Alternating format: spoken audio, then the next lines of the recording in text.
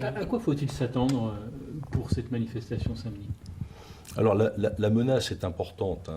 C'est une manifestation d'envergure nationale, avec des appels assez précis au niveau des réseaux sociaux.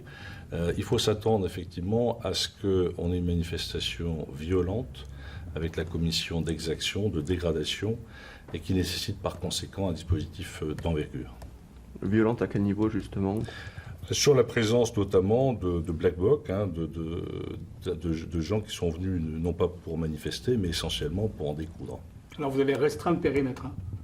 Alors le périmètre, en fait, par rapport à la manifestation du 3 août, qui était aussi une manifestation d'envergure, a été effectivement restreint, de manière à répondre à la fois au déroulement d'une fête foraine habituelle sur Nantes et pour préserver effectivement la vie familiale au sein de cette fête foraine.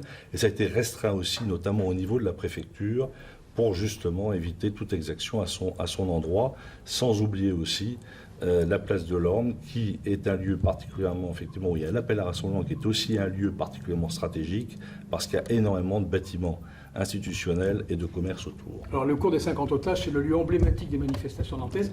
Est-ce qu'en réservant le circuit à cet endroit-là, ce n'est pas lui donner le bâton pour se faire battre ? Non, je pense qu'au contraire, c'est le souci aussi de donner aux manifestants la possibilité, ceux qui vraiment sont là pour manifester, la possibilité de véritablement manifester. Donc la conservation du cours des 50 otages, et vous avez raison de dire qu'il s'agit d'un lieu emblématique, c'est la volonté aussi de donner la possibilité aux manifestants traditionnels qui seraient à la croisée du tram de pouvoir effectivement engager une manifestation. Et vous le disiez tout à l'heure, vous attendez à de la casse, quoi qu'il arrive.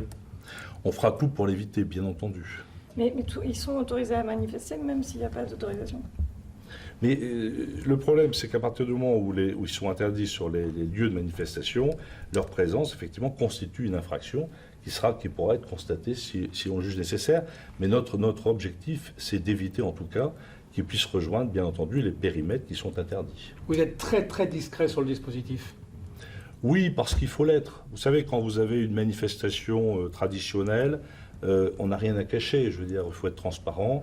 Moi, il n'y a aucun souci pour donner les effectifs. Quand vous êtes dans une situation où vous avez effectivement une manifestation d'envergure nationale et où manifestement vous avez des gens qui viennent pour casser ou pour s'en prendre aux forces de l'ordre, la discrétion est la meilleure garantie d'efficacité et de succès. La dénonciation des violences policières, elle fait partie des thèmes qui sont appelés pour les rassemblements. Est-ce que du coup vous allez adapter votre stratégie du maintien de l'ordre à ces appels, puisqu'on sait qu'il va y avoir des contacts et qu'il va y avoir en tout cas des tentatives de contact probablement ? Vous savez, l'objectif surtout c'est d'éviter, avant de parler des violences policières, d'éviter toute dégradation et toute exaction vis-à-vis notamment des commerçants. Les commerçants souffrent depuis déjà X semaines de ces problématiques de dégradation. Notre objectif c'est de préserver à la fois les touristes, à la fois les honnêtes personnes qui viennent faire leurs courses et aussi les commerçants. Donc c'est ça ma première préoccupation. Après, vous savez, les violences policières, c'est d'abord, je ne sais pas ce que c'est, moi je connais les violences illégitimes, éventuellement commises par des policiers, mais je ne savais pas que les violences policières existaient. Bon, le code pénal d'ailleurs parle de violences illégitimes. Bon. Moi, simplement ce que je veux dire par là, c'est que c'est une conséquence éventuelle, ça. Mais l'objectif pour nous, c'est de préserver en tout cas l'intégrité des périmètres en question. Est-ce que le commissaire Chassin sera à la tête des opérations de commandement sur le terrain ? Je ne répondrai pas à cette question. Pourquoi ?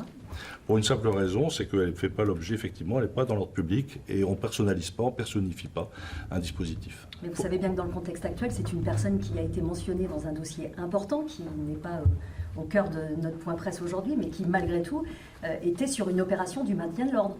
Merci, messieurs, dames, j'en ai terminé. Juste vous êtes basé sur le 3 août, c'est ça pour... Merci, messieurs, dames, j'en ai terminé.